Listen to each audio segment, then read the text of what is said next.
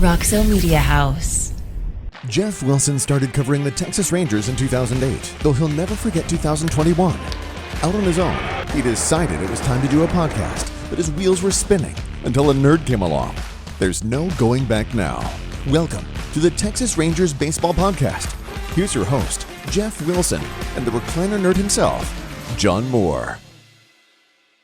Hey, everybody, and welcome to the Rangers Today Baseball Podcast. This is episode number 52, and today, Jim Callis from MLB Pipeline. MLB Pipeline, yeah. MLB Pipeline. He does the top 30 prospects on your MLB app whenever you see that. Jim's going to join us today a little bit later on, but first we're going to go to the Big League Club. They're winding ththings down. We're getting in the last few weeks. Right now, they're 62-81 overall. They did beat last year, so they are 2 games ahead of last year. That's right. 4-6 in their last 10. They did lose last night. Heartbreaker. They got. By the way, this is Thursday. Last night they got. They blew a save. They're 31 games back, 17.5 out of the wild card. Are they officially out of the wild card? No, they're not out yet. I think it's 3 or 4 games is their elimination number. Well, I'll tell you what, one guy that is certainly trying to make a name for himself, and once again, pro scouting, good Lord, how they go out and do this, but Mark Mathias is just, I mean, what do you have, 3 home runs and 3 at-bats? Yeah, spanning Tuesday and Wednesday. We were there both for the walk-off that night. Yeah.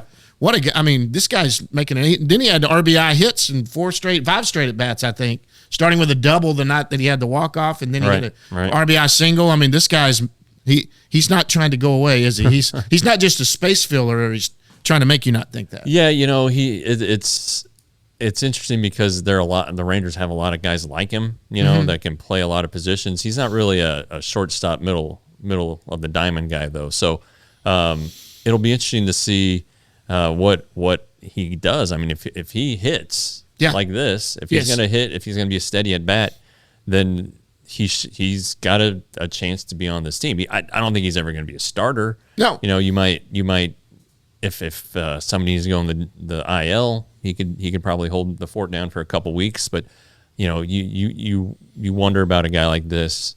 He's 28, so he's not a spring chicken. He's not, you know, and so you wonder, okay, what's the right level of exposure? You know, you don't want a guy to get overexposed, which can happen, but. You also, you know, want to ride out his hot streaks, and I think that's what's happening right now. But he gives a good at bat against both sides. A right-handed hitter, but still does well against right-handers and left-handers. So puts the ball all over the field too. Yeah, hits. You know, his first home run Tuesday night was opposite field home run. So there's a lot to like there, and I think he stole a base Wednesday night. So he can do a lot. Corner infielder, a little outfield. He came up as an infielder, played second base. Shortstop's out of the question. So that kind of hurts if you want to be a utility guy, because you got to have a utility guy who plays shortstop. Right. It's a little bit different for the Rangers because Semien can play shortstop if that needs to happen. But it's hard to ignore this guy. Yeah. And the. You know, that's all a guy in his position can do is make some noise and see what happens. And the Rangers do have a few guys like this. An example is Eli White. This is a guy that's in his late 20s. You know, the injury killed Eli White. He was having one of his better years. But, you know, Eli wasn't hit like this. He wasn't hit like this. Obviously, an athletic defender out there, some say might be the fastest guy on the team. But let's be honest, they've got 2 unbelievable speedsters in the outfield right now, which makes him more expendable. But if Eli was a guy, now he's more the outfield utility guy or fourth outfielder. But that's kind of what Mathias was. He's this end-of-the-bench guy, could play a position, fill in for a while. He's athletic, but I mean, he hits different than Eli. This guy is he was doing it at AAA before he came up. Sure. I mean, he's been I want to say a 4A guy because he looks like he can handle himself in the majors, but he's been just kind of on the cusp. You know, the Brewers have a good team, and he was kind of blocked there. But you know, and one thing that's been impressive, I think, and I don't know if it can be sustained, is he's a young player in experience terms, but he's been able to hit without regular at bats, and you know, if you can do that, then you can be a bench player. Exactly. If you have that figured out and can survive, then that really helps. And you know, again, next year, when this roster gets put together. I don't know if Charlie Culberson will be back. We all like Charlie, good guy, great guy, yeah. But I would think that if the Rangers want to be a contender, that if they carry Charlie would only play once a week, and I don't even know if he's doing that now. Right. But a Mathias could probably could play 3 times a week and get by, at least based on the evidence that we're seeing. Absolutely, and a pinch hit guy. Let's. I mean, this guy. He looks so good at the plate right now. I tell you another guy who looks pretty good at the plate. He struck out a little bit, but he's in his first full week of playing in the big leagues, and that's Josh Jung. Yeah, first full week. Yeah. He mentioned that. I talked to him yesterday. He said he's striking out too much, but you really kind of have to keep things in context with him. He's basically in his 6th week of the season. Right. And has a new shoulder, wasn't supposed to play this year. Or wasn't supposed to play the field this year, at least. Exactly. And so yeah, he's striking out too much. I mean, these are the best pitchers he's ever faced. Right. And but he's also collecting extra base hits. He set the club record for most extra base hits in the first 6 games. I think he had 5. Right. He hits the ball hard. His ground out in the 5th inning last night against a drawn-in infield is probably a hit if the infield's back. Oddly. Right. He hit that ball really hard. But he's going to be fine. I mean, this is just a taste. And, I was like, well, are you traditionally a slow starter or a fast starter? And I was like, well, you've never had a season, so I guess we don't know. Yeah. And so we're there's a lot to know about him, but I think what you've seen through, 6 games, 7 games, is enough to like and realize, hey, this guy's going to be all right. Yeah, and I tell you what, so we were there for his opening day. It was after we recorded. He comes up, and I mean, watching him take bat practice, everybody says this. It sounds different off the bat, all that crap. But I tell you what, he was just doing a little machine work there, and he put a couple up in that second deck. And that one he hit the other night was in the second deck. That was a bomb too. He barely got that. I mean, very first at bat, he hits a home run. I mean, that was pretty exhilarating for the fans, and to see that, his family was just ecstatic over it. But make no mistake, this guy, when he barrels it, he barrels it. The ball comes off his bat hard. Yeah. And Ezekiel Duran, the ball comes off his bat hard too. But Josh Jung is proving with the power, which everyone worried about when he first got here. Was he going to, I think his power was to left field, and they wanted to see if he could take it. It was to right center. Right center, and they wanted to see him pull and do that. He's worked on everything they've done, but he's the type of guy, they call him a baseball rat. These basketball rats you hear about. Sure. Guys that are gym rats. They get in the gym and do that. He just works on everything. Strikeouts are too much. Well, then he's going to make sure he starts putting the ball in play, or at least getting the barrel on. That's the type of guy he is. Right. He's going to go in the gym or the lab, and he's going to figure out how to not strike out as much. But I can't complain at all. Even on defense, he's looked good. Yeah, so even defensively, he's been pleased with that. He made the one error at Miami, but other than that, he's been pretty solid. So it's been a week. I mean, today's Thursday. They're off. Tomorrow's the 16th, Friday, so that's the 1 week mark. He's got it in 7 games with that doubleheader in there. So pretty good start, I think, for him. And it's get him to the end of the season. Maybe he goes and plays somewhere, gets some at bats in winter ball. I don't know if that'll happen. He probably won't. I would assume that by the end of the year, with all the minor league work, he'll be around 200 at bats and probably in a good spot. But it's important for him to get his feet wet. If he did winter ball, though, I don't think he's not doing AFL. He's going to go over to like Dominican or something and play something like that. But it was floated to me. I don't know, maybe a few weeks ago that it was under consideration, but I don't know. He hasn't heard anything about it, so I think if he doesn't know, then I'm not sure that he's probably had a heads up by now if it was going to happen. That's kind of the way you look at that. I mean, Semien, a little funny thing that happened with him Monday night too. These guys are Tuesday night. These guys were worn out, by the way. Yeah. Boy, you talk about a wild schedule for that happening. Sure. Fly out Sunday night, doubleheader Monday, get back in 3 a.m. Semien, that was pretty funny.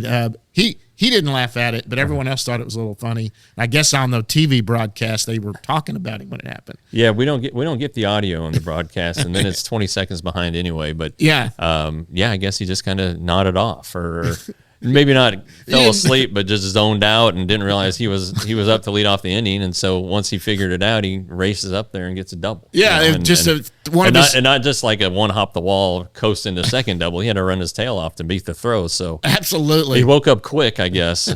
It was funny if you saw the replay of what he did. He went over and he sat on his place on the bench where he gets comfortable before he's getting in. Probably head on something that happened there, getting ready to. I mean, these guys get focused in on what they're doing. Boy, those eyes got big. He jumped up, didn't put on. Boy, when they were talking about, he didn't put on his little elbow guard, nothing, in doubles. That was fantastic. Yeah, but he's playing pretty well. He had a good day in Miami. Yep, and then big home run last night. Came back Tuesday, had a good game, and then homered.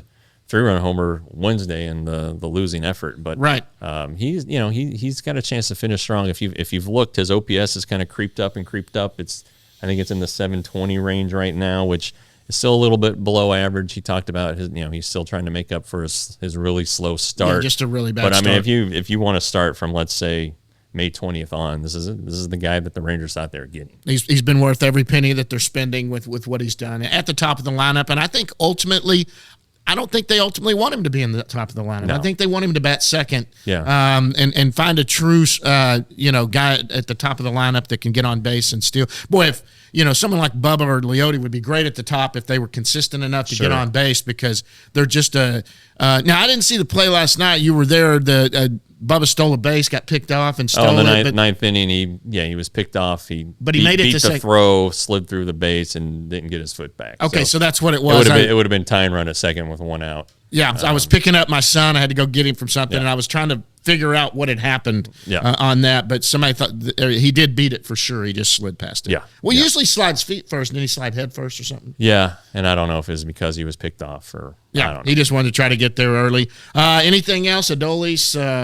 He's gonna get 100 RBIs, and he's set his career high, which he set last year, and so that's good. Nate Lowe's still going good. Corey Seager's slumping right now, but he got his 30th home run, which weird statistic is tied for the all-time MLB record for home runs by a left-handed shortstop, tied with Brad Miller of all people.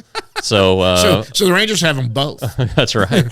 So one home run, and Corey Seager will have that distinction, and probably will over the next 9 years have a chance to beat it a couple times. Absolutely, if he stays it short, which at least next year he probably will for sure. That's I know there's talk about that. So they're at 62 and 81. Going to be tough to get anywhere past 70, 72. I think. The bullpen's floundering a little bit, starting pitching. I don't know. There may be a little wear. It's just starting to get there. John Gray came back, had a decent game the other night. Martin Perez is consistently. Yeah. Are they going to sign this guy? What are they going to do? I mean, they haven't talked about it for a while. At least with agent. It's getting more expensive. Agent to club official. It's not. The price is going up. I mean, this is now. It's going to be a full season. He's done everything he needs to do. Of course, he's going to finish strong, but his ERA is still under 3, and. It's not a great starting pitching market. So it's something they need to get done here before we can even get to free agency. Well, and you see a lot of like Twitter activity and everybody talking. We'll just go out and sign Rodon or sign DeGrom or do whatever. And let me tell you, that's all sounds great. And everybody, I love that everyone loves to spend Ray Davis's money, and that's great. And we love to spend his money too. The problem is they're spending money and they're spending money wisely. I don't think he's afraid to spend the money. The problem is you don't want to be saddled with something that's going to end up, like Texas A&M and Jimbo Fisher. I'm sorry, I took a shot there and I shouldn't have, but they're tied to that guy for the next 9 years and $85 million to get out of it. You don't want to be saddled. Look at, at one point they thought, look at Odor. Odor was a little bit of a albatross there for a little bit. Who's by the way played a little better now that he's gotten out there. But you got to spend money wisely. It's not just having money. You got to spend it wisely. And I want to see him do it this offseason. But the best pitcher to get out there may be in the free agent market. I mean, in the trade market. Yeah, I understand Rodon and DeGrom, very good, very, very, very good pitchers. Wouldn't mind having them. Don't get me wrong. But. How many, and Rodon, to his credit, has been healthy the last couple of years. DeGrom hasn't, but both those guys have a pretty extensive injury history that would probably scare some teams away. Anyway, that's an off-season topic. Are we going to? conversation. I guess we're going to have stuff to talk about this. Yeah, but Perez should have been done by now. I think that they're really missing an opportunity. Look, they could go out and get 2 or 3 really good pitchers, but Perez could be if Perez is your 3 or 4 starter, that's a fantastic rotation, I think, with what he's done. This isn't an anomaly. It wasn't a first half thing. And then look at Pablo Lopez, who struggled a little bit. Everybody's talking about him from Miami, who struggled a little bit since the All-Star break. Perez has kept it consistent all year long. Yeah. Maybe had 2 bad starts there, but I mean, he has consistently put it out and got that going. It just doesn't make sense that they're not trying to get something done. Yeah, and maybe they will. They've probably had discussions. Wink, wink, nod, nod. We'll get it done, but you got to get it done. Yeah, talk is cheap, and when other teams get to get in your ear, also, if other teams get there, it could be a problem. But just give him John Gray money. Give him $14 million a year, $15 million. Maybe give him $1 million more than John Gray, but whatever it is, it's still going to be cost effective. And absolutely. Anyway. Those guys are fantastic starters on any rotation, and if they're not the top of your rotation, that's even better. Sure. But good Lord. Sure. I mean, they're both very good starters. They could both – and everybody was saying, well, Perez wouldn't even be a starter on a playoff team. On some of them, he would. Yeah, he's a third starter on some playoff teams with the number he's putting up right now. Yeah. I mean, he has matured tremendously at what he does. I mean, he's up there scheming. He's not a high strikeout guy. He's more of a ground ball guy. But good Lord. He's looked impressive all year. I'm sorry. That's a different guy than we saw before he left. Sure. And I think that, he thinks this is who he is. And I think this year is kind of validates that. And he wants to be here. He just loves being here. All right. Well, I think anything else? Let's get to Jim. Let's get to Jim. Yeah. Okay, guys, don't forget $5.99 a month, $60 a year. Great time right now to jump in on that $35 for 6 months because the offseason is going to be a busy offseason. We're going to have a lot of stuff to cover heading into spring training before we go out there. But get that done. But right now, we're going to go to Jim Callis from MLB Pipeline right after this.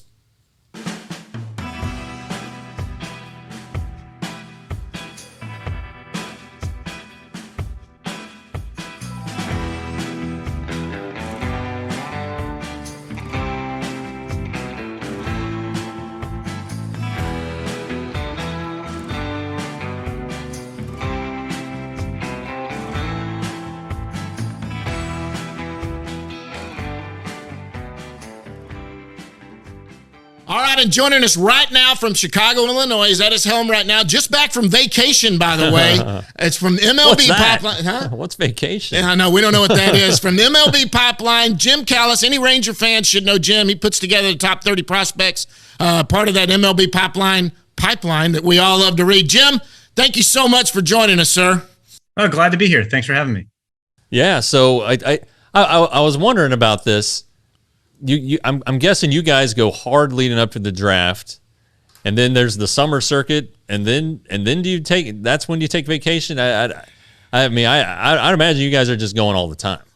Yeah, I mean it's weird. Like as a Baseball America forever, and our schedule was a little different of how we did stuff in the off season, but the way it kind of lines up with MLB is we were really busy from about January 1st through mid-August. Now that the draft has been pushed back. And that's exactly right. I took vacation about as early as I could, but whether it's the top 100 prospects list or doing all of our off-season top 30 lists, and then there's spring training, and then there's the draft, and then there's the futures game, and then there's updating the prospect lists and the trade deadline. There's one thing going on after another, a major project along with everything else we do pretty much through about mid-August right now. So things slow down a little bit now, not super slow, but at least relative to the beginning of the year. Yeah. I don't know anybody who is happy with the draft being pushed back to mid-July. It's really been kind of a game changer because a lot of the guys who get drafted, teams don't feel like there's time to get them revved up again and get them out to an affiliate. I mean, it just seems like it's sneaky because I don't think a normal fan would realize the impact that shifting it back a month has. Yeah, there's a lot of things. There's that, having the signing deadline, pushed back earlier, and the bonus pool system. So we had about 10 years where guys were signing pretty quick and getting out and playing, and now the draft's a month later, so that makes it that much tougher. To get guys out and playing. It also takes a real toll on, the teams because, in the past, you get the draft done in early to mid-June. You get your guys, most of your guys signing out playing. Now you're drafting, this year was July 19th, which was the latest ever. And that's affecting the trade deadline. Mm-hmm. It's affecting getting, you're trying to get guys signed at the same time you're trying to pull off trades. You have your best evaluators are evaluating draft prospects and also evaluating trade prospects. You can't really do both. You can't really wait until this draft's over to start scouting next year's draft guys on the, in the high school showcases or the college summer leagues. So you kind of take a break for a little while and go do that. And then you come back to this draft. And even I was talking to a scout yesterday who was saying it's even affecting contracts that, a lot of the front office contracts used to expire in October. And he said now teams are moving more toward December because things are later, and it's harder. Like if you're going to be out of a job, it's going to be, you're going to have less time to find a new one. Yeah. So I would agree with you, on the team side. I don't think anybody loves having the draft in mid-July. I don't think it's going to go back to when it was because of the draft combine. And MLB likes a draft combine. The draft combine's not going anywhere, and that's in mid-June. But I think from talking to teams, the hope is that maybe there'd be a little bit of a compromise and you could have the draft maybe at the end of June. Although I think MLB really likes having it as part of the All-Star game, in which case it's not going anywhere. So we'll see. Well, yeah, because I think 2021, the trade deadline was the day before the signing deadline, and this year it was flopped. But so I mean, these are guys who usually get to catch their breath a little bit at the All-Star game, as far as front office guys, and then all of a sudden, boom, they can't do that. So it's not popular, at least not with the Texas Rangers. I can say that. All three of them, JD before he was let go, and Chris and Kip Fag have all said it's just a pain. Yeah. But hey, while we're talking about the draft, or why it's the most recent thing, what did you think of the Rangers draft this year? Yeah, it was interesting. I mean, I did not see the Kumar pick coming, to be honest. Neither did we. I do. What's that? I said neither did we. Yeah, I thought it was a possibility. I don't know that anybody saw it coming. I mean, I do think had Drew Jones or Jackson Holiday gotten to the third pick, they would have taken one of those guys, but they went 1-2. And so they, obviously it was kind of a unique draft for the Rangers where they didn't have second or third round picks because of the free agent signings. And so by taking Kumar, they're betting on his upside. They're betting he'll be healthy. At the same time, he wasn't going to go nearly that high, so you were able to save money and then get the best high school pitcher in the draft. They knocked him all the way down to the fourth round. That's Brock Porter, and sign him in the fourth round. So it was a pretty bold gambit, I guess, by the Rangers. You could kind of push guys down.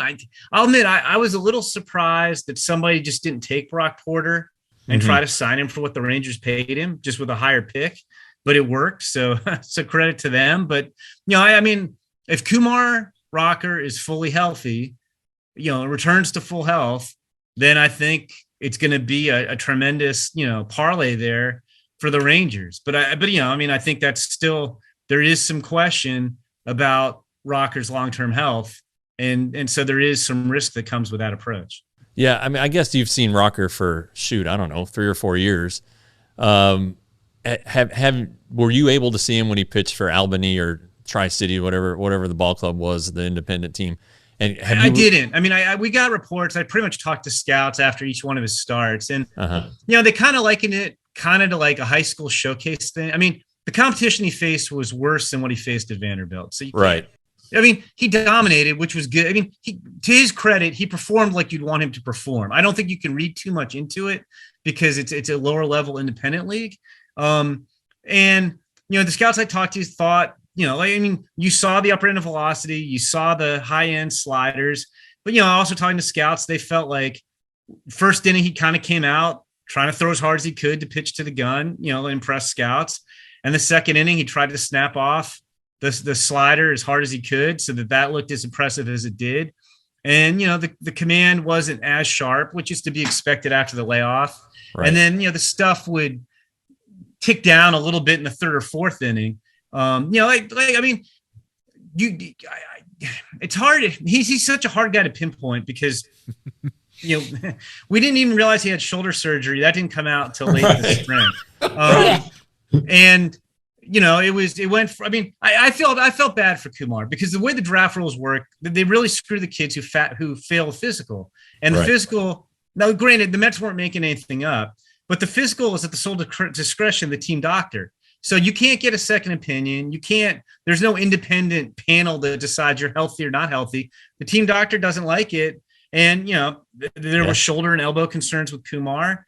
And the Mets decided rather than pay $6 million to him, they'd rather get the pick back this year. They got the 11th overall pick after drafting him 10th. And so the Mets are made whole. And Kumar, it's like, well, good luck, son. Go off. Yeah. And, try again next year. So I was glad he got most of his money back, and it wasn't a situation, where he got $2 million and he went 35th in the draft. Sure. But talking to teams, I think teams felt comfortable drafting him. I honestly don't know where he would have gone if he didn't go 3. I didn't think he was going in the top 10 or 12 picks. But if he's fully healthy, he belonged in the top 10 or 12 picks. It's just, you got to see a handful of starts against not very good competition.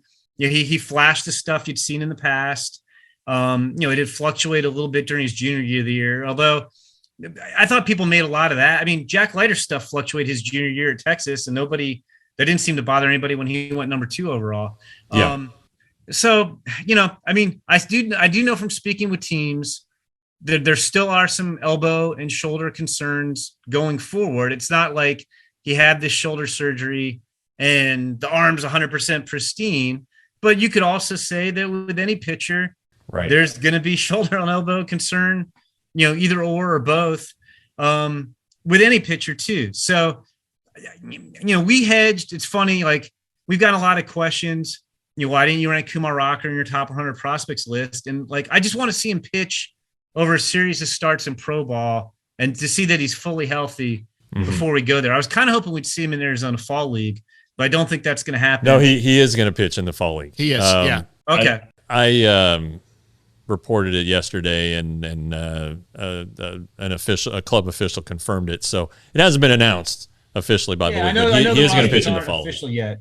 Yeah, it's interesting because I don't think he's going to start the season in the Fall League. So maybe he's going to pitch the second half of the Fall League season because I've seen some preliminary rosters and he wasn't on there. Well, he's gonna definitely get his feet wet in instructs. That's the way it was explained. Okay, to me. yeah. Well, that makes sense, and so that'll be good. I mean, I'm looking forward to seeing Kumar there because I heard rumblings of that too, and I saw the preliminary rosters, which I think will become official on Friday. I didn't see him on there, and I was like, "Oh shoot, no Kumar." So I'm glad you reported that, so we know that he is. But in any case, Kumar, they have a chance. Kumar, when Kumar's on, I mean, we saw the 19 strikeout no hitter as a freshman in the Super Regionals. We've seen him dominate. He's MVP of the College World Series as a freshman. I mean, if he hadn't lost his final game at Vanderbilt, which was a World Series final against Mississippi State, he might have gone down as the best big game pitcher in NCAA history. And he still has a case for that. I mean, he won an awful lot of big games at Vanderbilt and took the ball whenever it's given to him. So if he's healthy, then I think this could be an unbelievable. This is a very long answer to your question, I guess. But that was a good answer. The draft to get Kumar Rocker and then save money and get Brock Porter, who's was the best healthy pitcher in the draft. And then they got some, Chandler Pollard and Tommy Speck are interesting athletes they got with their next couple of picks. But the draft could really pay off. It just, I think, hinges on Kumar's health. And I think we'll have a better read on exactly how he holds up, making, 20 or so, however many starts next year, 5 or 6 innings, 4, 5, 6 innings at a pop. I think we'll have a much better read on Kumar at the end of nenext year. Yeah. And then you mentioned Leiter. What has been your read on his first pro season? Yeah, I think the biggest surprise I'm not surprised he struggled from the sense that they put him straight in Double-A, which look, they knew it was going to be a challenge. He knew it was going to be a challenge. I'm a Georgia grad, so I love the SEC, but the SEC is not comparable to Double-A or even High A or Single A. I mean, they're like, that's a big leap. I mean, look, Jack dominated college baseball. They wanted to challenge him, and so anyway, I'm not so much surprised that he struggled to some extent. I mean, he's still missing some bats. I think the biggest disappointment, and disappointment might be a strong word, is the fastball has not played as well as it did in college. I don't think he's throwing quite as hard or spinning it quite as hard as he was in college. So it's not getting that same carry. Like in college, when he elevated his fastball, nobody could touch it. And it hasn't played quite that same way this year. Although I know from talking to people, the Rangers and others, they feel it's more just kind of getting the delivery more consistent, that'll be okay. He's battled his control a little bit, but he actually did that at Vanderbilt a little bit too. And he's facing better hitters. Right. So while, the stats aren't, the 5.54 ERA and AA isn't pretty, it's 109 strikeouts and 93 innings. It's not, I think the year is better than the stats would indicate, if that makes sense. Sure. There's room for some growth. He needs to be more consistent with his delivery, which I think will make his stuff more consistent and his ability to look at his pitches more consistent. I don't think the Rangers or Jack expected he was just going to blow AA hitters away. But I think this is a year where he probably learned a lot. And I still think I would not be surprised if he makes a significant improvement next year in terms of performance. And, depending on where the team, we might even see him in Texas I don't think it's out of the question we'd see him in Texas by the end of next year. Yeah. You talked about the SEC, and this is a story that's kind of making the rounds, but I can't remember the player's name, but there's a player for Corpus who went to Ole Miss, who was Ole Miss's number 3 hitter. And Jack, the first time he faced Corpus, this kid's hitting 8th. And so that it woke Jack up. He's like, holy, this is the only guy I had to worry about in that lineup. And now I've got to worry about all of these guys ahead of him. So I think he's had to learn how to pitch. Yeah. And there've been adjustments. I think the strike zone's not, is a little tighter than in college ball, but this is what you've said, and has been echoed from the Rangers. He's learned a lot this year. Yeah, they're not concerned. He's had to learn how to pitch. Yeah, they're not concerned. They just think it's more get the innings in, get the arm work, and then healthy. He's gonna get 100 innings. They're gonna make the playoffs. So I don't think there's anybody sweating over here. Yeah. No, I mean, you hit he stayed healthy. He got his innings in at a high level, AA. And he's kind of learned some things about what he'll need to do between now and the big leagues. And I'm sure you guys have talked to Jack. I've talked to Jack. You can't talk to Jack without being struck at how it's not a shock because he grew up around the game. His dad's out Leiter, but he's not just a guy who's reaching back and throwing. He's kind of a cerebral pitcher. He understands a lot of this. And I think Jack's going to process, what worked, what didn't work this year. And I really think he's going to come out and have a really strong year next season. Sure. I guess, Josh Jung will be graduating from prospect status at some point next year, but you guys have him ranked currently as your number 1 Rangers prospect. Who in that ranking, though, do you think has a chance to make a big jump? Yeah, you mean just on our overall list or the top 30? Rangers. Yeah, the top of the list is tough. I do think they probably have the strongest top 10 from 1 to 10 of anybody in baseball right now. With Josh Jung, Jack Leiter, Evan Carter, Owen White, Justin Foscue, Brock Porter, Luis Angel Acuna, Kumar Rocker, Dustin Harris, Cole Winn, and that doesn't even count Josh Smith and Ezekiel Duran, who have graduated this year but aren't really full-fledged established big leaguers right now. I could see. I know they really like Tekoa Roby. I think Tekoa Roby's a guy who can make a jump next season. He's a right-handed pitcher who's just got really good pitch characteristics and a lot of savvy on the mound. Mm-hmm. I think Mitch Bratt is a young lefty in their system who can make a jump next year. He's kind of interesting. I know one guy that they're really interested to see, next year. I think he'll be 100%, but Dane Acker was really opening eyes before he had Tommy John surgery last year. He's come back and gotten on the mound this year. But I think they'll kind of he's full go, but they'll turn him loose next year. Right. There won't be restrictions.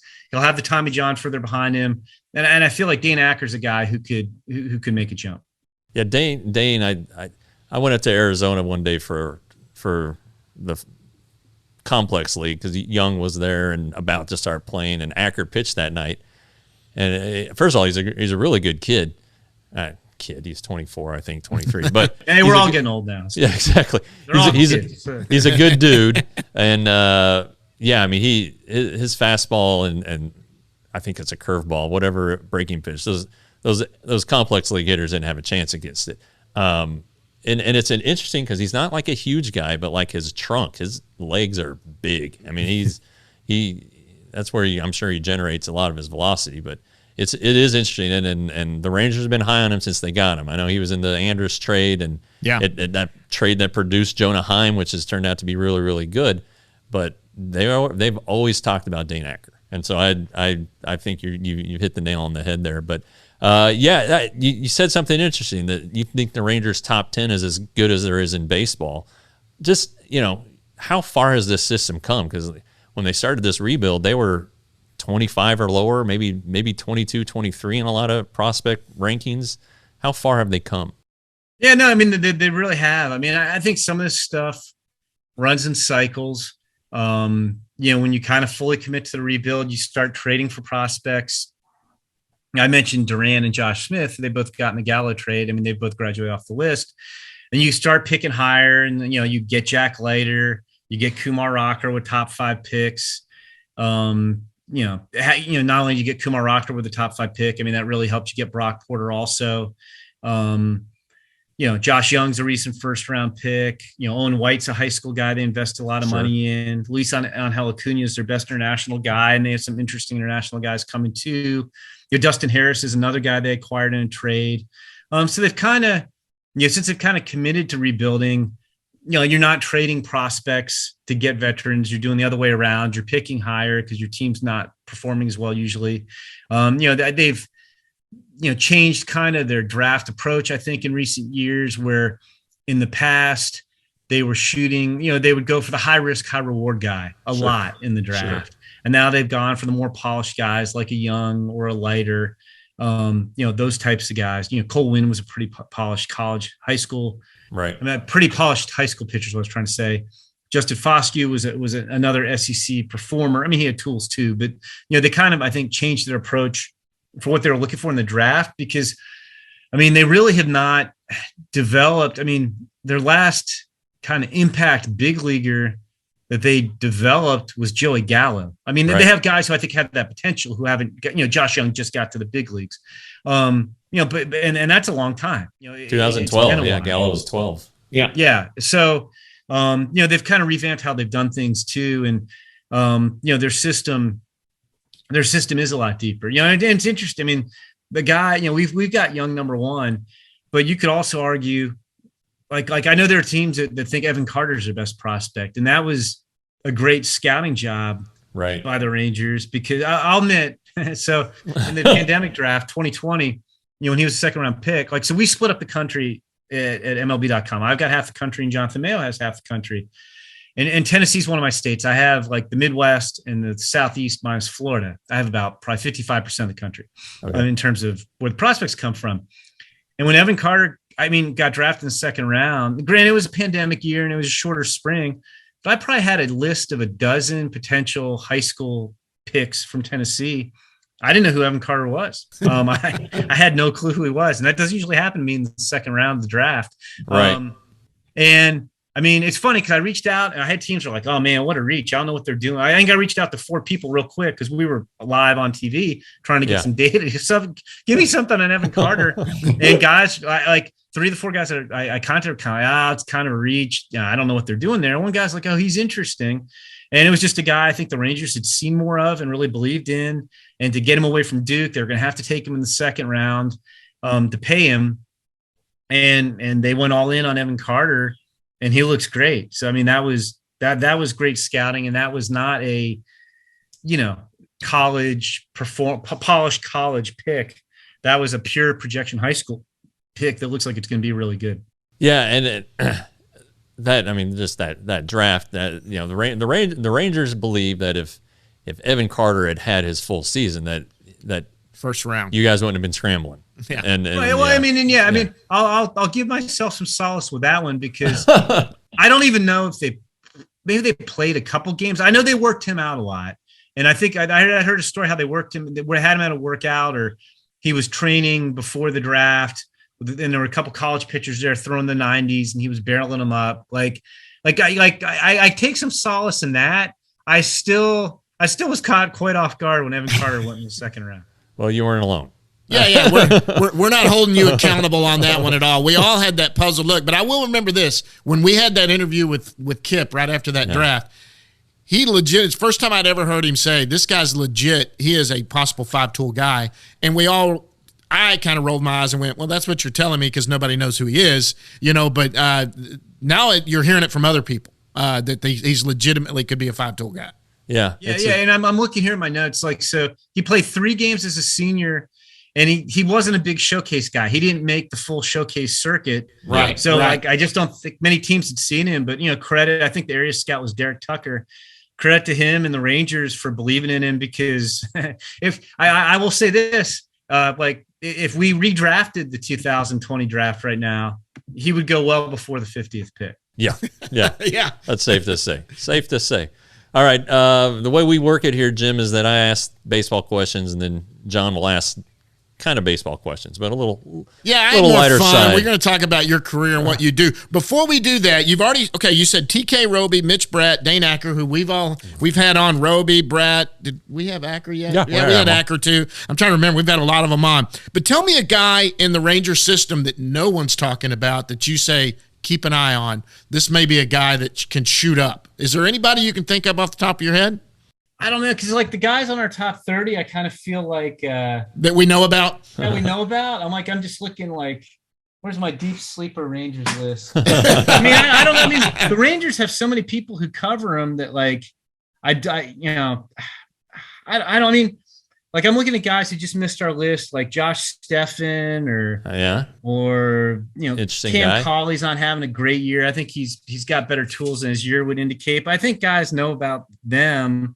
I don't know if there's maybe the guy Winston Santos, maybe. I don't know. Sure. I feel like the Rangers are covered so well. I don't feel like a lot of these guys are far going on the right. I will say, I don't think he's gotten a lot of publicity because he got overshadowed in the draft by their first 2 picks. But Chandler Pollard's a pretty interesting guy.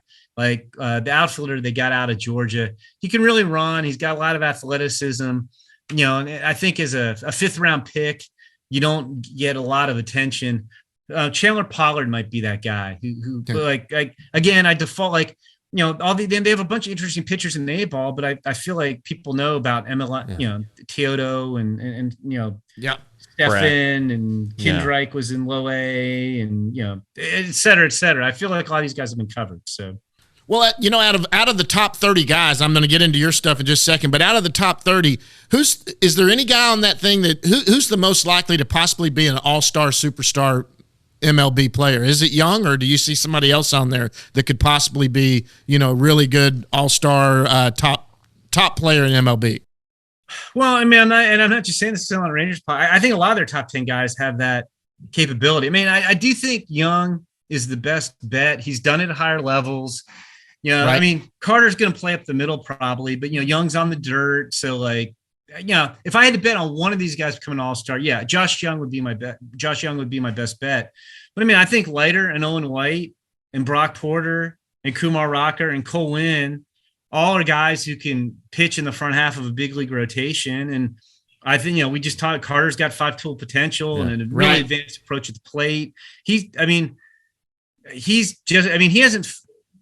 advanced as far as Josh Jung and doesn't have the track record Josh Jung has because he's 4 years younger, but he's almost as good a bet to hit. And he might be, which is saying something considering he's 20. Foscue, I think Foscue could be a 20, 25 homer, 280 hitting second baseman. I mean, that's an all-star. Yeah.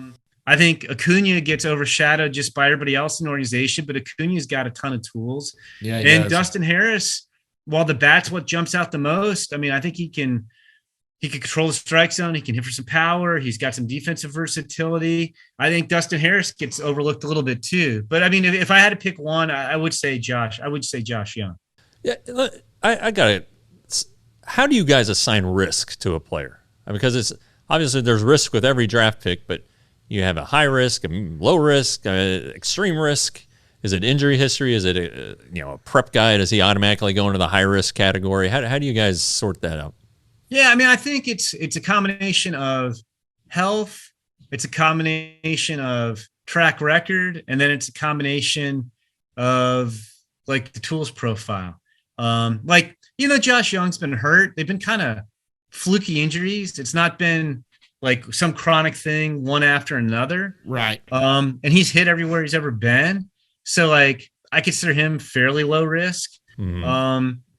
Pitchers I think come with more risk just because of the health. So like, Jack Leiter, we used to put risk grades on guys when I was at Baseball America, and we don't at Pipeline, MLB.com. But like Jack Leiter, if I was doing, would be kind of like medium risk, maybe. Okay. Evan Carter, maybe you go medium risk. I mean, I know he just got to AA, but he's young. He's only really had one full season because he was hurt last year.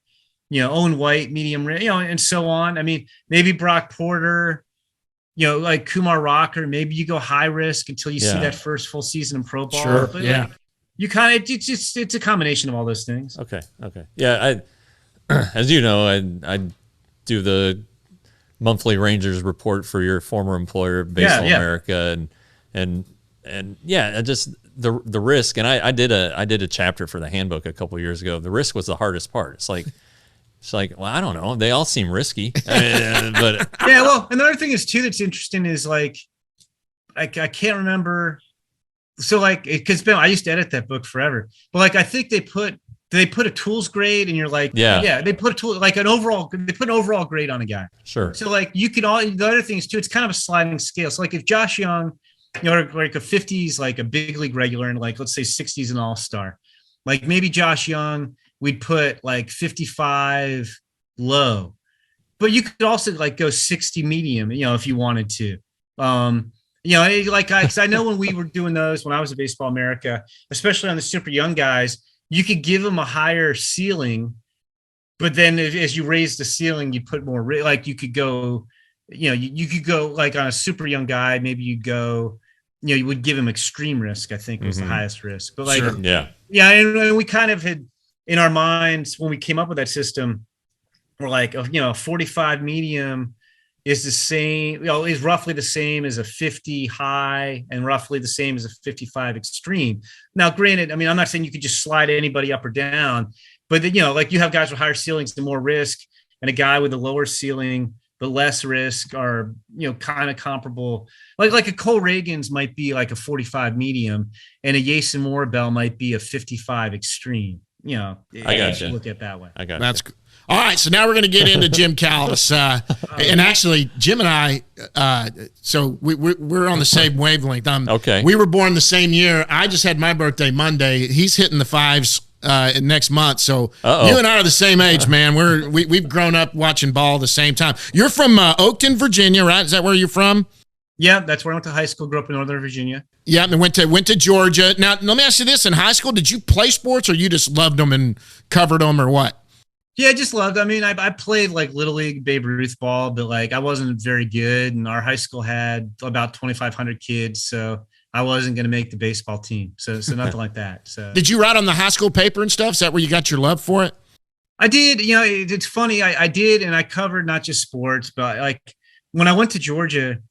Part of the reason I went to Georgia was my high school journalism teacher had relatives who had a paper. I can't remember this far past. They're 37 years later. Her relatives ran a paper in one of the small towns around Athens in Georgia. So the idea was I got into business school. I was going to go to business school, and I was going to work for their paper and figure out which one I wanted to do. And I never wanted to work for that paper. I wanted to work for the school paper. And loved it. I actually covered basketball my first year, which is probably my least favorite sport. And I don't think I was the most insightful baseball writer. But the second year I was there, I covered the baseball team. And we went to the World Series, College World Series for the first time in school history, and had 2 first-round picks and 3 big leaguers. And at that point, I kind of knew this is what I wanted to do. Okay, so your love for sports started in high school and doing that. What drew you to the minor leagues? Was it just career opportunity, or did you just really like, for me, as a Ranger fan, growing up a Ranger fan in the old days, let me tell you what, in the old days, the Rangers were always out of it by mid-season, and you were always looking down in the minor leagues that who's going to rescue us. So back in the old days, it was Baseball America, Baseball Weekly. I was reading box scores. We didn't have the internet. We were having to do all that. What drew you to the minor leagues? Now it's funny when I tell people about how when I got started, there was no internet. They just look at me like I'm crazy. You couldn't watch videos of prospects on your phone. Like it was a lot different. Yeah, no, it was really, it was Baseball America that got me. Like baseball was like always probably my favorite sport. Football, hockey are close, but baseball is my favorite sport. And I loved covering it at Georgia. And I also started reading Baseball America, I guess when I was in high school, like in the mid 80s. Like Baseball America started in the early 80s. Right. And it just fascinated me reading about guys before they got to the big leagues, reading about guys in the draft, trying to figure out who are going to be the best players. Like I still remember, like I grew up a Red Sox fan, and I remember like the Sporting News had really cut back prospect coverage, but I remember reading about Roger Clemens. Peter Gammons had an item in a column about Roger Clemens before his rookie year. So I think it was the 83, 84 offseason. And I was like, I had never really heard of Roger Clemens, but this guy sounds pretty good. You know, Peter was very excited about him. And I somehow got hooked up with Baseball America and reading it. And I just, you know, they covered every minor league, and they covered colleges, and they covered the draft. And, yeah. You know, like that just really interested me, trying to figure out who the best players are going to be. And so at Georgia, I loved covering college baseball. I covered Georgia for my last 2 years there. Loved it. And I just kind of was like, this would be like kind of the dream job would be to do that. And again, this is like such a bygone age. Back then, if you want to go into sports journalism, most everybody, you'd go wind up working for a newspaper, working on the desk, editing copy, editing agate. Maybe you'd cover high school football. Maybe you get a chance to write a feature here and there, but you know, and then you'd hope for an opportunity to open up and to make the most of it. And I was just really fortunate. I was really interested in Baseball America. And again, this is so long ago. So when I was covering the team, you know, like you mentioned, there was no internet. So if to find out where Georgia ranked in Baseball America's top 25 every week, you had to call Baseball America. There was no internet to look at it. Like you would actually call Baseball America on the phone and get them to read you off the poll. And I wound up striking up a conversation with their editors because I was calling every week, and I did a little sidebar story for them the following spring, and wound up getting an internship there that I parlayed into a full-time job. And I always tell people it was right place, right time. Like, because again, 90% of people who go into sports, you'd be, you know, compiling box scores for the agate page and, you know, covering high school football. And at the time I joined Baseball America, we had, I think, 4 full-time. I was the 4th full-time editorial employee. Oh, wow. So I was the college guy. I was the international guy. Wow. I was editing a lot. So I was dealing with a bunch of writers. I think I was photo editor. I was setting up cover shoots. Wow. Like, you were doing everything, but it was great because we only had 4 full-time employees. You were doing everything. You got immersed in everything, and nobody else was really covering that stuff. And, you know, Alan Simpson had built the magazine the right way. Like, it had a really good reputation. And like, I learned very quickly. Like, I remember my first spring there, I had to call John Sherholtz for something, GM of the Braves. John Sherholtz called me back within 2 hours because I was calling from Baseball America. I mean, it was great. Sure. And I like, once I was there, I was all in, because just talking draft and covering college. And I mean, when I started, there wasn't even Baseball Weekly at the time. So we were literally the only national publication really covering college baseball full time. And so, I mean, it's still this way. I mean, college coaches are easy, but like anybody I need to talk to in college baseball, you know, I'd get on the phone in 5 or 10 minutes. And it's going to the College World Series. I was covering the Olympics when I was 24 years old. I got to go to Cuba. I mean, it was the best, because you were literally doing everything because we had such a small internal staff. I think, I mean, Jeff, they probably have 8 full-time editorial employees now. The staff's probably doubled now, but we got, back then you really did everything because you had to. Yeah. For the record, I am the best agate clerk ever. All right. We're just going to say that right now. There's no disputing it. I'm the best agate clerk ever. But you know, I since I've left the newspaper and gone independent here, it's pretty interesting. I've really been attracted to player development or drawn to it. Yeah, because every story is different. When I was at the paper, I had a chance to go to the Dominican and saw where those kids come from.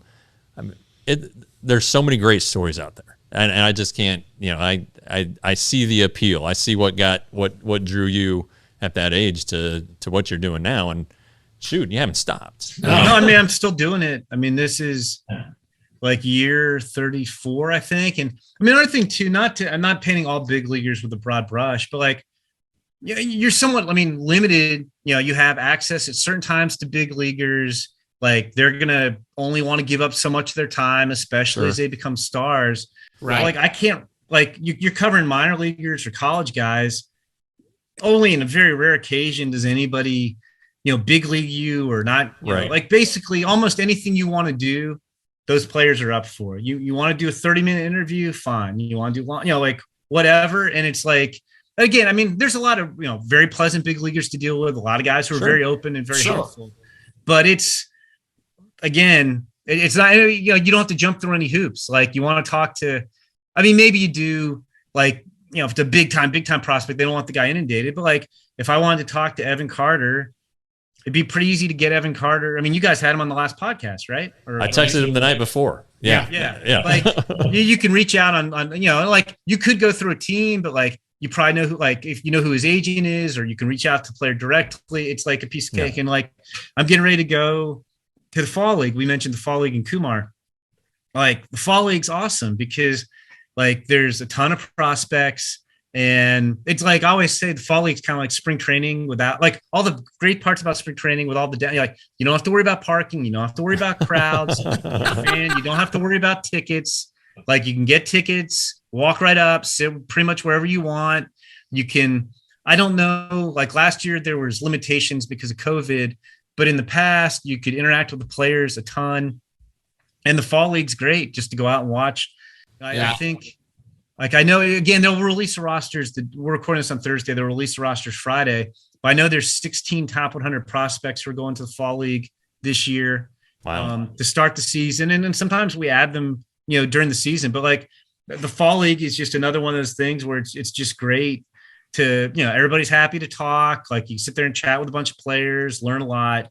It's tremendous. So, and again, I don't want to make it sound like I'm being jaded about the big leagues, but like, even if the big leaguers are, willing, like you only get so much time, where you get access to them, it's a lot different. So.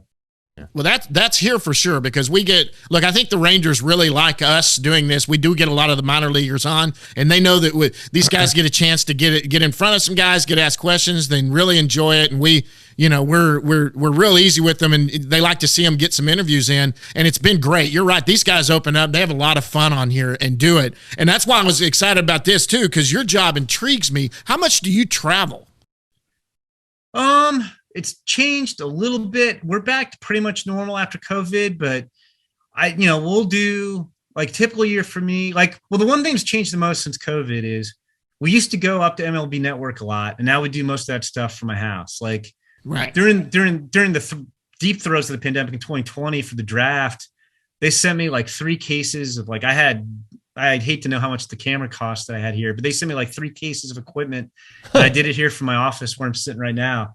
And since then, like I shipped that back afterward, but it's funny. I mean, the technology today, like I have an iPhone. I think it's a 12, maybe an 11, but anyway, they sent me an iPhone because the camera's so good. And I have a tripod and I have a TV like light that I can adjust. And I just do all that from here. So I don't travel as much to MLB Network as I used to, but everything else is kind of back to normal. Like I'll do, about 2 weeks in spring training, bouncing around to a bunch of different camps and talking to a bunch of players and, watching games on the backfield. I go to the draft combine. I didn't do PDP league this year, but I've been to the PDP league. Jonathan covered that because it was right on the heels of the draft combine. We do the futures game, which is also now the draft, which is also they have a high school All-America game and a high school home run derby. There's a lot going on there. I'll do a couple weeks in the Arizona Fall League. Occasionally travel to other events, but it's not too bad. I mean, the thing is, like, I don't do like during the spring. I don't necessarily travel, to game to watch draft guys because it's much like it is better to get looks in person, but there is a ton of video on these guys. And I'm much more effective if I go. There's not that. I mean, the Big Ten's around here because Northwestern's local. But let's say I wanted to go watch Jack Leiter at Vanderbilt against whoever and fly down to Nashville. And okay, I could double up and see Kumar. And maybe I'd see, 5 or 6 drafted players in that series who are worth seeing, if I stayed for the weekend. But at the same time, over a week, over 2 or 3 days, I can maybe talk to 8 or 10 scouting directors about dozens of players. So I don't do that much individual game coverage, if that makes sense. It's more event kind of longer term travel, if that makes sense. Sure. So when you were at Baseball America, did you go around to a lot of the minor league venues, or were you still kind of doing it the way you are now? It doesn't sound like you go out to many minor league facilities anymore. Yeah, well, it's weird. I did less travel, but I did see more minor league games just because they were a lot closer. Like the closest, who's the closest minor league team to me right now? Because Kane County is no longer affiliated. Kane County, which Peoria. Yeah, probably. And then you have major traffic to deal with. So, but when I was at Baseball America, we had Durham, which was obviously right there. At Baseball America, you had virtually, I think, every level of baseball was within an hour's drive. And if you were willing to expand that radius to 2 or 3 hours, you had a ton of ballparks. So I did see more minor league games when I was there. But again, the nice thing is, and it's not the same. There's so much video, guys, right now. It's insane. Yeah. You can get a lot of video. So it's again, it's not the same of actually being at the park, but you could still get a lot of video looks at guys, which is, how my job has changed from when I started in 1988 to now is insane. I bet. Yeah, I bet it has. And, hey, listen, that's about it for me. You got anything else for me? No, I just, the prospect talk is great. Oh, yes. It seems kind of nichey from team to team, but when you add it all up, God, Jim, I don't know how many prospects you know, and but my God, it's impressive. Yeah, well, it's our full-time job, so it's if I find out that I'm almost 55, that I used to feel like I could do it all by memory. Now it's I always like to double check my notes or have stuff in front of me because I feel like I don't recall as much. But no, it's just, you do it full time, it becomes a little easier. So I cover 10 teams in terms of doing top 30 lists and doing all their, the majority of their prospect stuff. And it's weird. So I feel like I know those 10 teams really well. And I know the really good prospects in other organizations, but I don't know, I could go Rangers minutia a lot more than I could do, say, Angels minutia. Yeah. Well, when a National League team comes into town, or I travel to an interleague game, I have no idea who's on the team. Yeah. American League, I can tell you just about everything you want to know. But National League, boy, if it's not Nolan Arenado or Mookie Betts, I'm really screwed. Yeah, no, that's like me. Same thing with the prospects. I'm a little fortunate because doing half the draft, you at least have, there's a 50-50 chance if the guy came out of the draft, sure, I probably know something about him because I had him as a draft guy. Yeah. That makes it a little bit easier. But yeah, it's having to cover.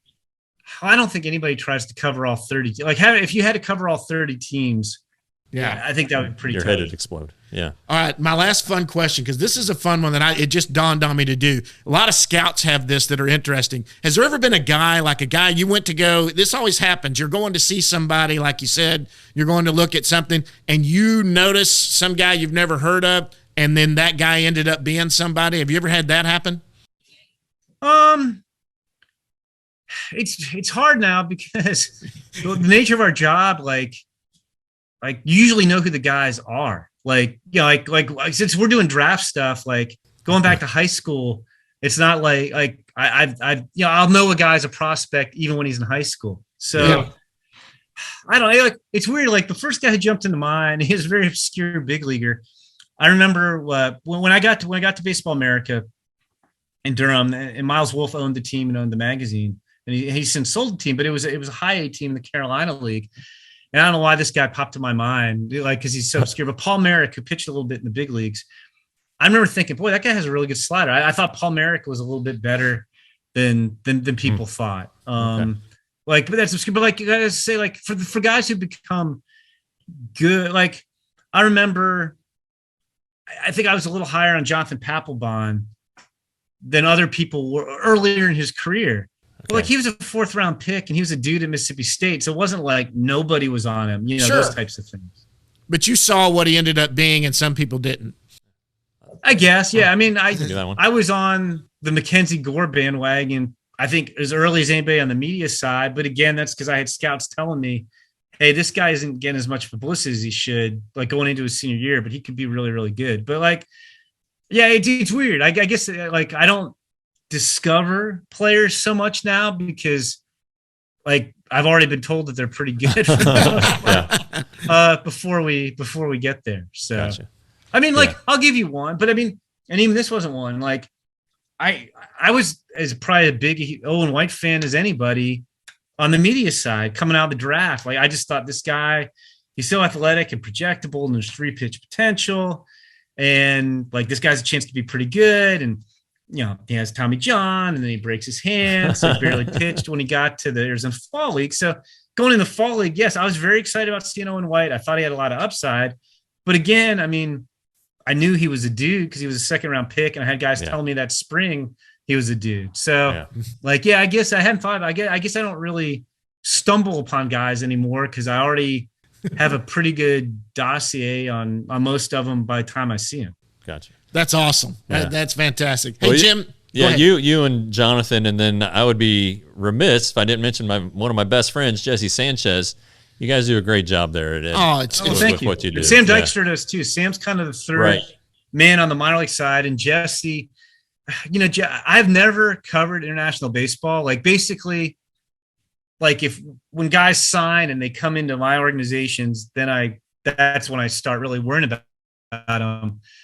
Like people talk about how hard the draft must be to cover. I don't know how you cover international guys like Jesse does or Ben Miller. Like college guys, like they performed at colleges, they performed in summer leagues. You have stats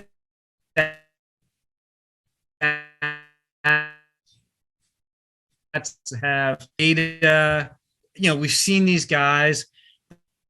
The international guy, all those guys commit when they're 13 or 14 years old. Jesse does what he does. But like, it's funny, like every year Jesse and Ben, not only do they give you the scout report, they're like, oh, so-and-so is the favorite to sign him. And that, like, because everybody agrees early, like they already know where the guys are signing months in advance. It's unbelievable. Yeah, it is. It is great. And you guys do a great job there. I tell you what, it's one of my, out of Jeff and I, now Jeff's really gotten into it now, but I was more of a minor league guy before we got together just because I was always intrigued by that. But Jim, I reached out to you, and I appreciate you just jumping right back with us. That's fantastic. You joined us. We'll try to get you on again, maybe in the off season, and take a chance in any new movement. You can tell us about some guys. But anything else for Jim before we let him go? No, just a big thanks from the fellas here in Fort Worth. Jim, thanks a lot for coming on. I'm glad to help out. Like I said, you guys are doing a lot of cool work, and glad I could join the long litany of Rangers prospects who've been on the show. And anytime, I love talking prospects, and I just think the Rangers have it's a fascinating farm system. I mean, the toughest part about covering the farm system is you only get 30 guys, and it's like, well, there's other guys I want to put on this list, and you just can't. Sure. And I mean, that's better than the alternative, I guess, where you're looking for guys. You have some lists where it's like, how am I going to get to 30 guys? I don't know. Like 30 guys I actually believe in, but it's a fun system to cover. Okay, great. Good. Well, Jim, thanks you. This is Jim Callis from MLB Pipeline. Jim, thanks so much. Have a good one, sir. Okay, take care, guys. Appreciate you. All right.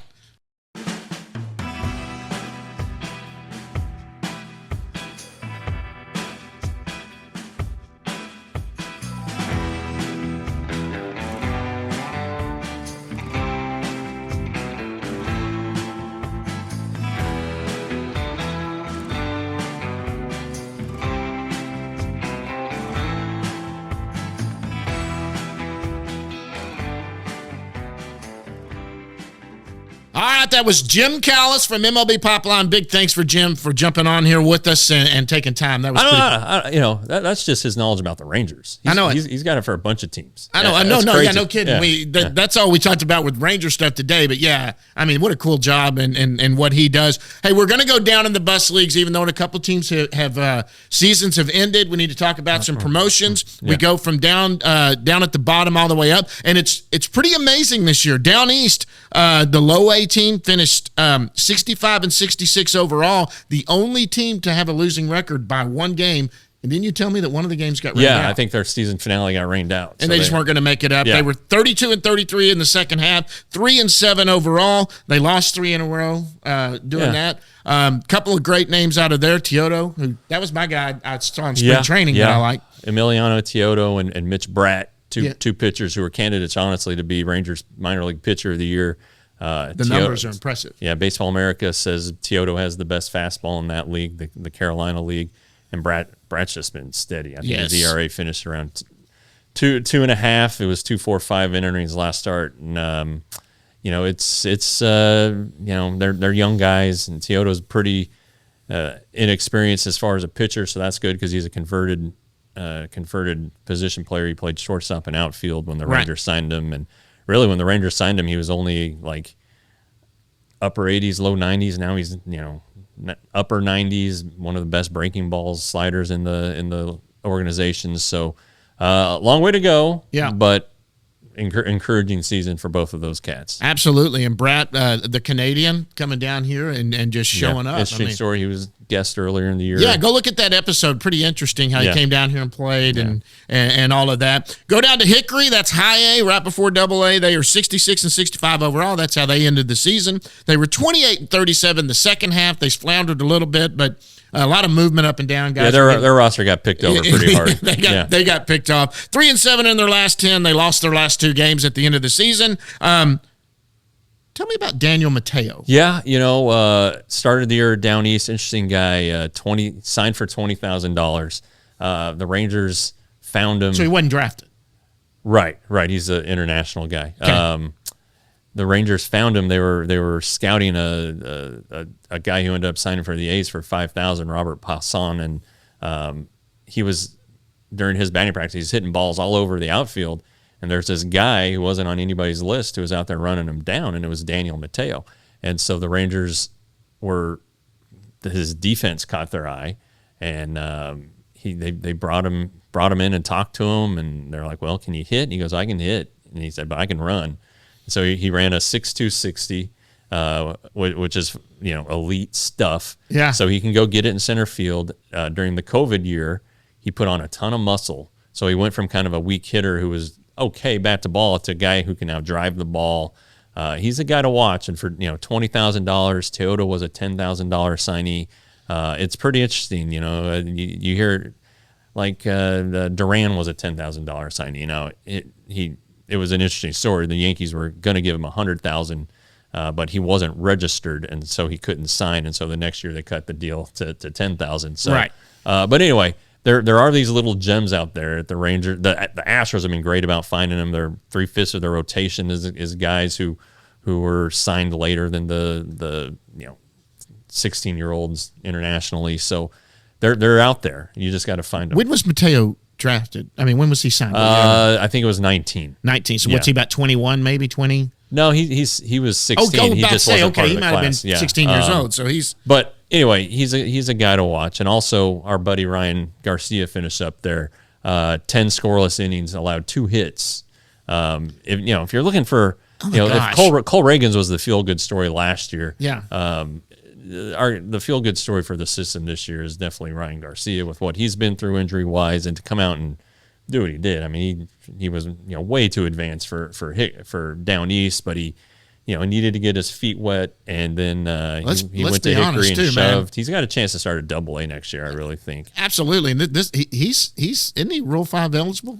Yeah, because he was that same draft with Jung and Wenzel. But I tell you right now, that may have been. I mean, he didn't care. He just wanted to throw this year. Maybe he could have earned a promotion to Double A. But I tell you what, he's somebody that they don't want to have above A ball right now. Yeah, but I just with his injury history and experience, I don't think any team would select him in the Rule 5 draft. So Now, maybe the minor league portion, so you need to maneuver it that way so that you don't lose him. But good story. Yeah, a great story, and don't sleep on this kid. Look, his fastball only sits in the low 90s, but he knows how to move it around. He's got some off-speed stuff. This is a very realistic potential rotation guy in any organization, whether it's this one or not. But this guy is not. He's a second-round pick. Oh, absolutely. He did this in the Pac-12 before he came into pro ball, and he's doing it again now that he's healthy. Yeah. I mean, and he's not a big guy. He's only about 6 foot tall, and pretty thin. Actually, he's filled out. Yeah, he's a lot bigger. Put on some healthy weight. Yeah, he's put on some healthy weight. All right, we go to Frisco playoffs. This is the only team that they're probably going to. What have they got a magic number yet? Yeah, it's like 1. I mean, they're going to make the playoffs. They're going to make the playoffs. The team that is closest to them in the standings is Midland. And Midland is playing the best team, which is Wichita. They're just in another division. Right. So Frisco is very likely to advance. By the time you see this, they probably have clinched already. Which means extra at bats for a couple guys. Sure. You know, the way the playoffs are set up, they would go into a 3-game series against the first half winner, that was San Antonio. Right. So the game would be Tuesday. The game would be Tuesday at Frisco. Okay. And Jack Leiter would probably be on schedule to start that. That's him. You know, it'd be interesting to see if when the temperatures turned up a little bit, a game that really means something, how he responds to it. But you know, a lot of good things are happening at Frisco. It was a good roster to start the season. They've rated Hickory to supplement when they've lost guys like Duran, for instance, and you know, Dustin Harris is injured, but they haven't really skipped a beat with Zavala and now Evan Carter and Thomas Sajasi behind me, who I've heard called Tommy, Tom, and Tommy Fly. But when I talked to him last year, he wants to be called Thomas, at least in print. So we'll call him Thomas, and we're going to get him on here. Yeah. Good. Another good story. That shortened draft in 2020, the 5th-round pick, and signed to go to Pepperdine. He was going to Pepperdine, yeah. You know, hard to beat Pepperdine, and then but another guy too that had COVID not happened could have jumped up a lot of boards. His junior year number were unreal. Right. 11 or 12 home runs in like 30 games or 50, whatever they played. It wasn't a lot. Yeah. And then he started out his senior year, already had 4 or 5 home runs in like a week or something. I mean, I'm just throwing off the top of my head. I can't remember, but it was crazy. Yeah. Hitting like 700 or something. It was great. If you look at his numbers this year, he's kind of a sneaky Player of the Year candidate. He really is. He's above 300. There's power in there.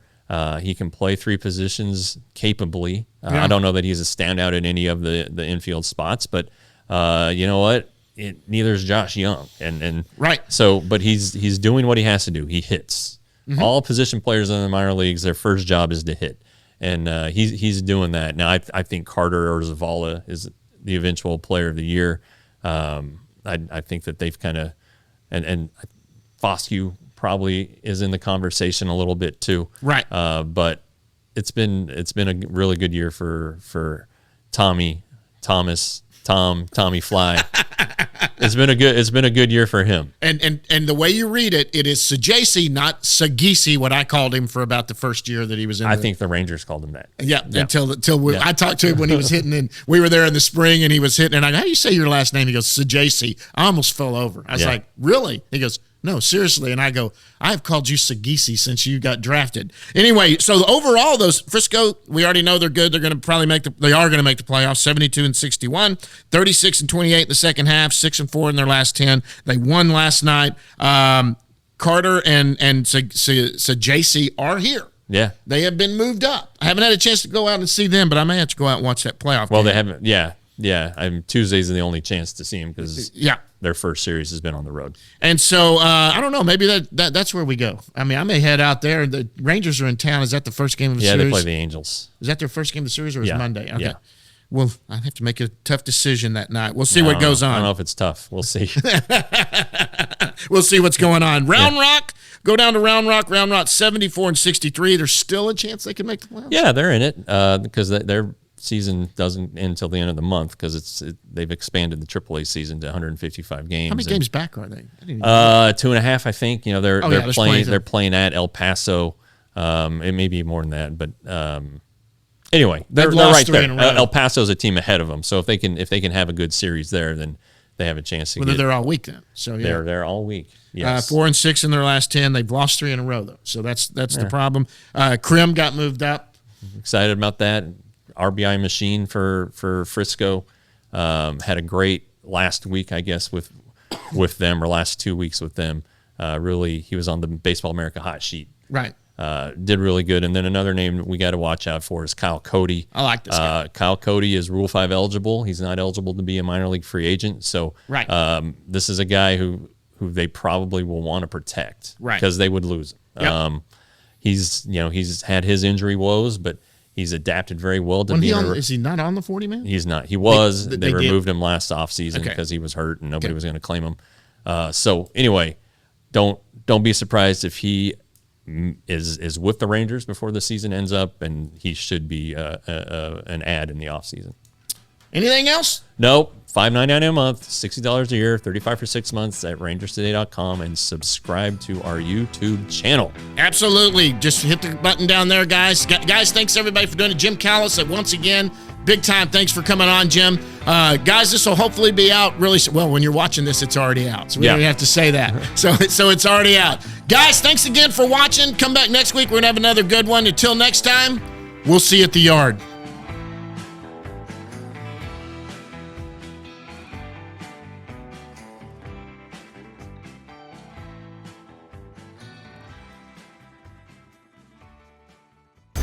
Roxo Media House.